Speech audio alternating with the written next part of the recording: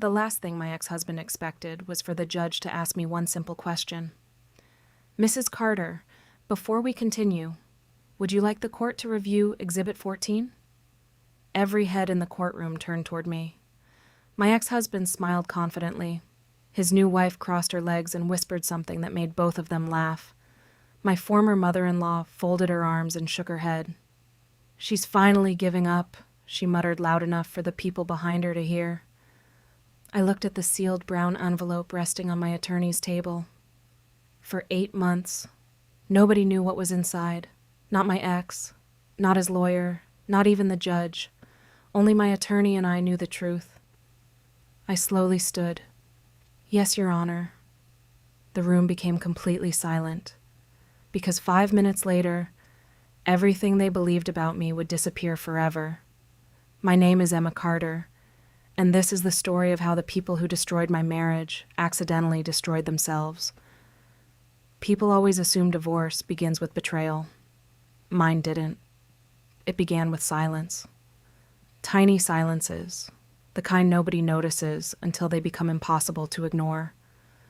When my husband stopped asking how my day was, when dinner conversations became shorter, when he started sleeping on the far edge of the bed, when "I love you" quietly disappeared from our routine. At first, I blamed stress. Ryan owned a growing construction company. I worked as a senior financial auditor. Life was busy. People drift sometimes. That's what I kept telling myself. Love isn't always exciting. Sometimes it's simply choosing each other every day. I was still choosing him. I just didn't realize he had already stopped choosing me. We had been married for 11 years. No children. Not because we didn't want them. Because life kept getting in the way. Or at least, that's what Ryan always said. Next year. After business improves. When things calm down. There was always another reason to wait. I believed him. Why wouldn't I? Marriage is built on trust. At least it's supposed to be. If someone had asked our friends to describe us, they would have called us the perfect couple. Successful. Financially comfortable. No public arguments. Beautiful home outside Denver. Weekend vacations. Holiday photos filled with smiles. From the outside, we looked unbreakable. The truth was much quieter. The loneliest marriages usually look the happiest in photographs. My mother used to tell me something. Never confuse peace with happiness. I didn't understand those words until years later. Ryan and I rarely fought, not because everything was wonderful, because I had slowly become afraid of asking difficult questions. Every time I tried, he made me feel unreasonable. "You overthink everything. You're imagining problems. You're too emotional." After hearing those sentences enough times, you begin doubting yourself instead of the person saying them. Everything changed on an ordinary Tuesday afternoon. I had left work early because a client canceled a meeting. On the drive home, I decided to surprise Ryan with lunch. His office was only 15 minutes away. I remember stopping at his favorite deli. Turkey sandwich, extra mustard, no onions. 11 years together teaches you little details like that. I smiled while carrying the food upstairs. I thought I was about to make my husband's day. Instead, I accidentally destroyed my own. His office door wasn't completely closed. I could hear voices inside. One belonged to Ryan. The other belonged to my best friend, Sophia. I smiled at first. They had become friends years earlier. Nothing unusual. Until I heard Ryan laugh. Not his normal laugh. The soft laugh he only used when he was completely comfortable. Then Sophia said something that made my entire body freeze. "I don't think she'll ever find out." Silence. Then Ryan answered, "Emma trusts everyone." The paper bag slipped from my hands. The sandwiches hit the floor. Neither of them heard it.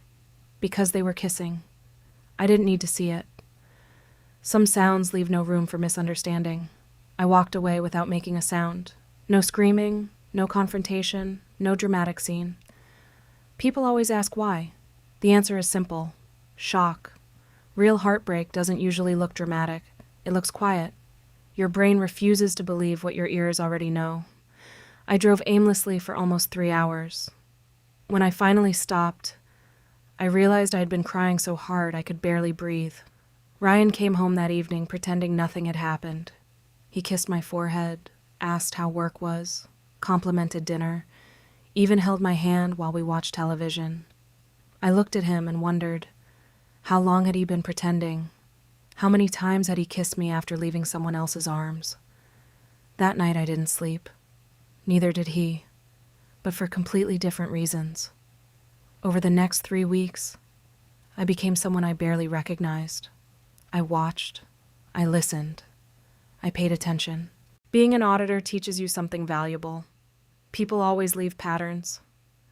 Ryan's phone suddenly never left his pocket. Late meetings became common. Weekend business trips appeared out of nowhere. Credit card charges started showing restaurants he'd never mentioned, expensive jewelry purchases, luxury hotels, flower deliveries. None of them came to our house. Every tiny detail added another piece to the puzzle, and every new discovery hurt less than the one before. Pain eventually becomes information. Then came the dinner that changed everything. Ryan invited me to celebrate. The company's biggest contract ever, he announced proudly. We met at one of the nicest restaurants in Denver. White tablecloths, live piano, crystal glasses. Halfway through dessert, he placed his fork down. I think we both know this marriage isn't working. Just like that. 11 years reduced to one sentence. I stared at him quietly. He continued speaking as though discussing the weather. We've grown apart. We want different things. I think divorce would be healthier. We. Interesting choice of word. There was no we. There was only him. I asked one question. Is there someone else? For the first time all evening, he couldn't meet my eyes. That answer told me everything. The divorce papers arrived 5 days later. What surprised me wasn't the divorce. It was what Ryan wanted. The house, most of our investments, several retirement accounts, even assets that legally belonged to me before our marriage. I laughed. Not because it was funny, because it was unbelievable. When my lawyer finished reading the documents, she looked up slowly. Emma, this isn't a divorce proposal. It's a declaration of war. I smiled for the first time in weeks. Then I opened my desk drawer. Inside rested a sealed brown envelope, the same envelope no one else knew existed. I slid it across the table. I think it's finally time. My attorney looked at the name written across the front. She looked back at me. What exactly is inside this? I met her eyes. If Ryan knew, he would have never filed this lawsuit. The first court hearing arrived 3 weeks later. I barely slept the night before, not because I was afraid of losing, because I finally understood something painful. The man sitting across from me tomorrow wasn't the husband I married. That man no longer existed, if he ever had. I stood in front of my bedroom mirror that morning, wearing a navy blue suit instead of a black dress. Ryan always hated when I wore navy. He said it made me look too serious. That morning, I wore it anyway. The courthouse was already crowded when I arrived. My attorney greeted me with a calm smile. You ready? I looked around the hallway. Reporters, lawyers, families waiting for their own hearings. Nobody knew who I was. To everyone else, I was just another woman getting divorced. If only they knew. Then I saw Ryan. He looked confident, expensive suit, perfect haircut, the same smile that had fooled me for 11 years. Standing beside him was Sophia, my former best friend. She was wearing the bracelet I bought her for her birthday. The irony almost made me laugh. Sophia looked directly at me. For a second, I searched her face for guilt. There wasn't any. Instead, she smiled, not kindly, victorious, as though she believed she had won something valuable. Maybe she had. Maybe losing a dishonest husband wasn't really losing anything. Then I heard a familiar voice. There she is. I turned slowly. Ryan's mother, Margaret, for 11 years. I called her Mom. She hugged me every Christmas. She cried during our wedding. She once told everyone I was the daughter she never had. Funny how quickly people rewrite history. She walked toward me without hesitation. I warned Ryan years ago. I blinked. What? You're impossible to live with. Several people turned to watch us. She didn't care. You were always too focused on your career. You never made my son your priority. I listened quietly, because every sentence she spoke became another reminder, not of my failures, of theirs. Court began 20 minutes later. Ryan's attorney spoke first. He painted a beautiful story. According to him, Ryan had sacrificed everything for our marriage. Ryan supported my demanding career. Ryan patiently waited while I worked late nights. Ryan tried to save our relationship. Then, he looked directly at me. But Mrs. Carter emotionally abandoned the marriage. Emotionally abandoned. Interesting. I wondered if kissing my best friend counted as emotional commitment. When my attorney stood, she didn't argue, she didn't interrupt, she simply smiled. We'll respond at the appropriate time. That was all. Ryan looked relieved. He mistook patience for weakness. People often do.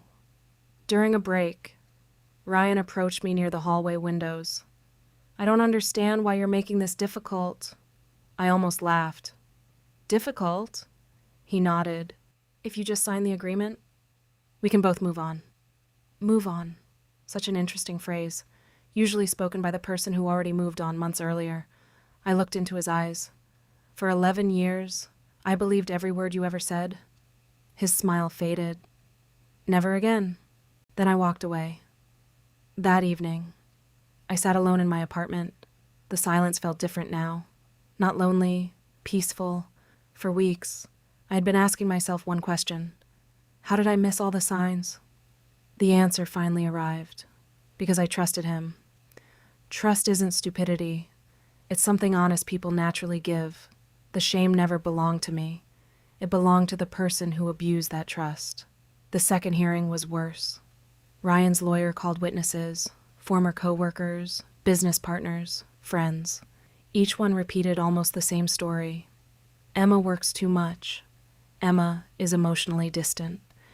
Emma cared more about numbers than people. Listening to strangers describe my marriage felt surreal. None of them had lived inside it, yet somehow, they all believed they knew exactly why it failed.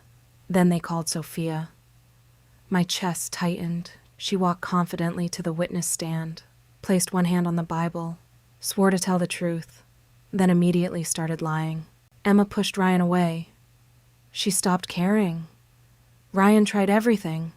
Every sentence sounded rehearsed, as though they had practiced together.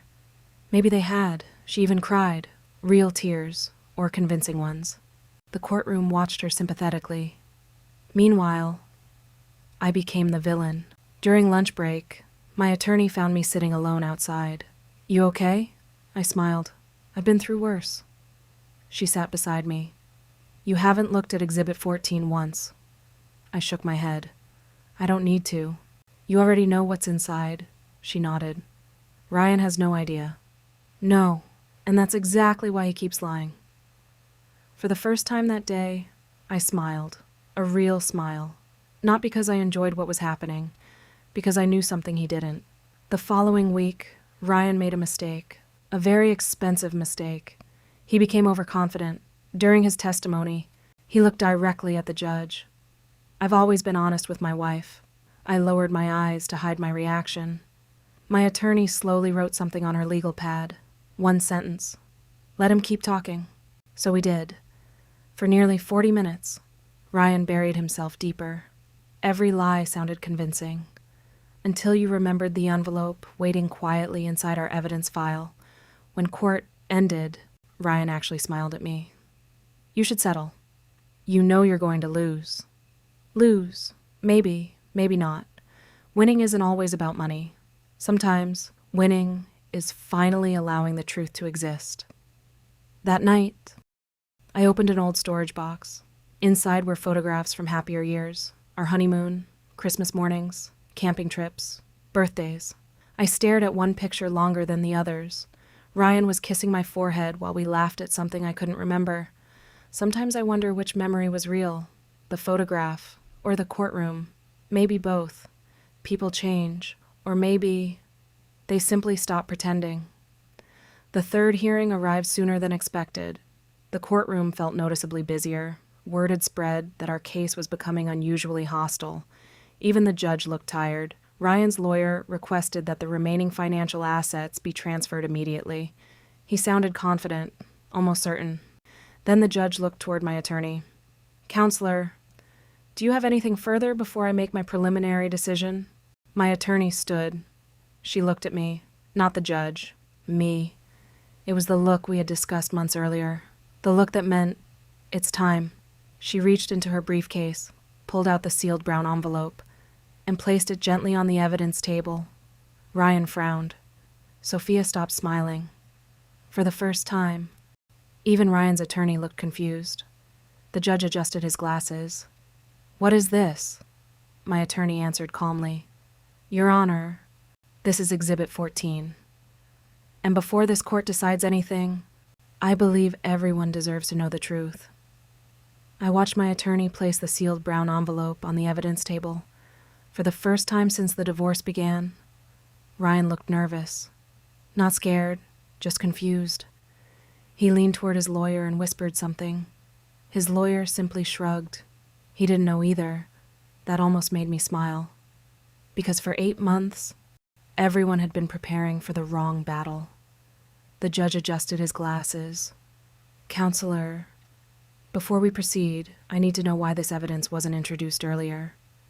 My attorney nodded respectfully. "Because, Your Honor, this evidence only became relevant after the statements made by Mr. Carter under oath." The courtroom became unusually quiet. Ryan frowned. "I don't understand." "No," my attorney replied calmly. "You don't." The judge looked at me. "Mrs. Carter, do you wish to submit Exhibit 14 into evidence?" I stood slowly. My heart wasn't racing anymore. Months earlier, I would have been terrified. Now, I simply wanted the truth to exist. "Yes, Your Honor." The envelope was handed to the court clerk. Nobody spoke.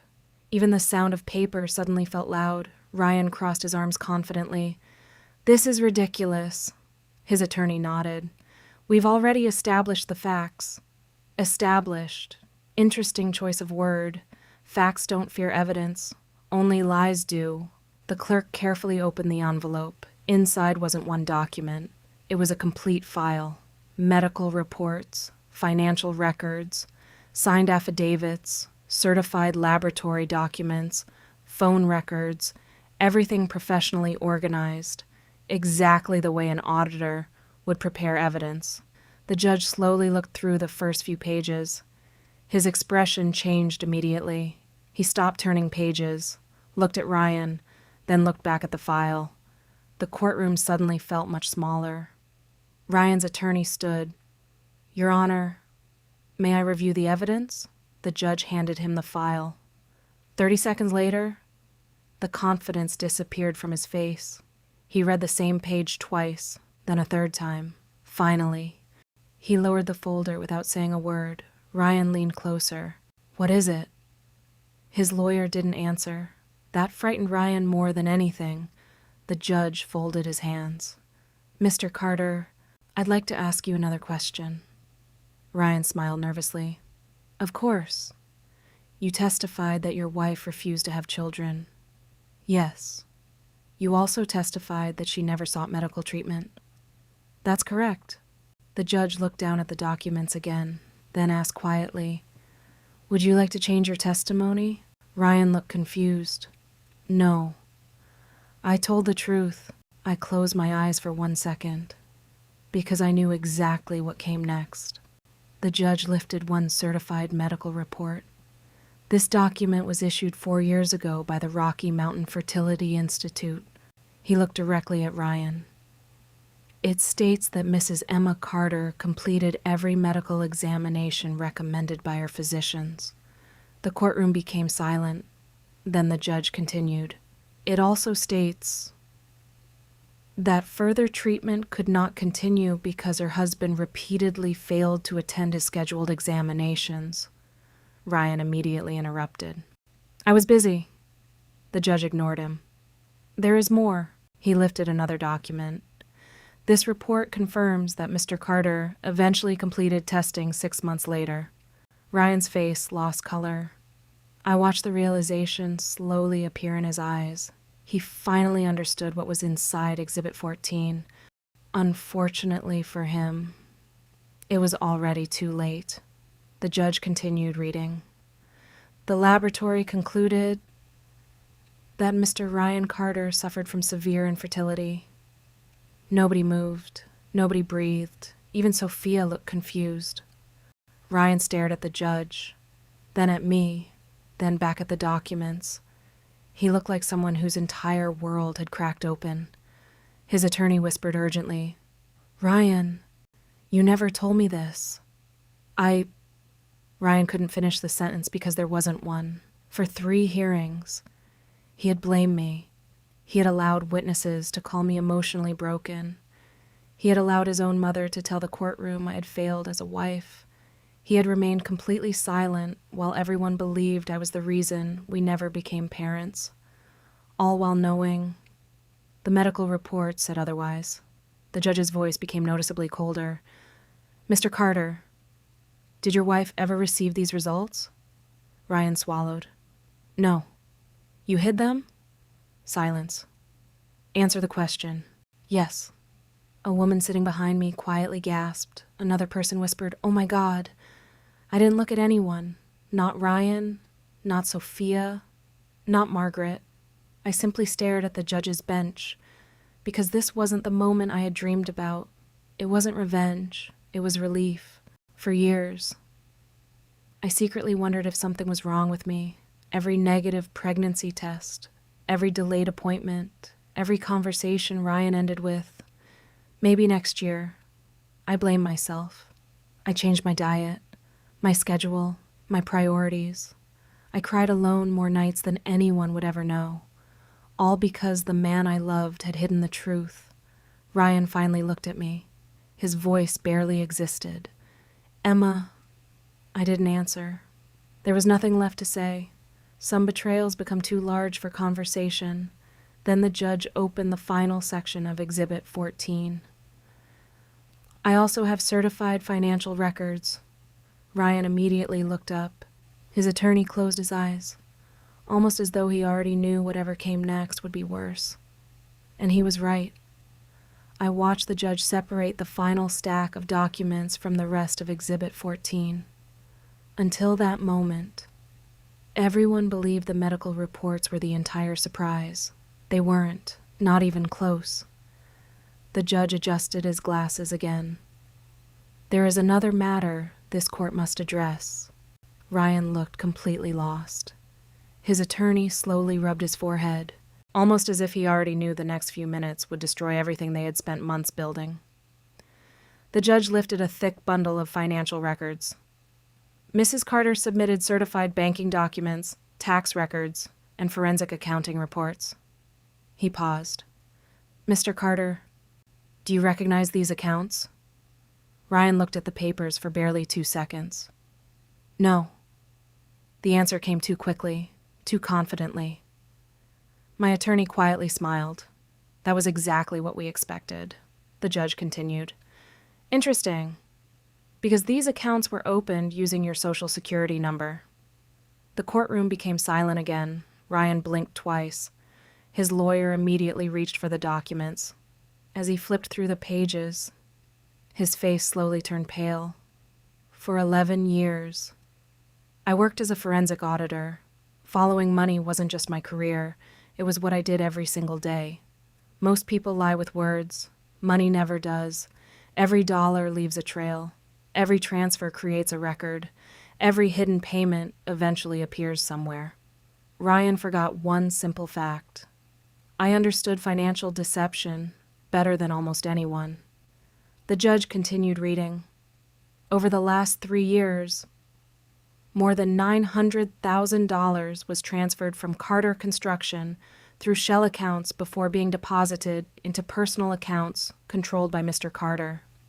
A woman sitting in the gallery quietly whispered, "900,000?" Ryan suddenly stood. "That's impossible." My attorney didn't even look at him. She simply slid another folder toward the judge. Every transaction has already been verified by 2 independent forensic accountants. Ryan looked toward me. For the first time, I didn't see confidence.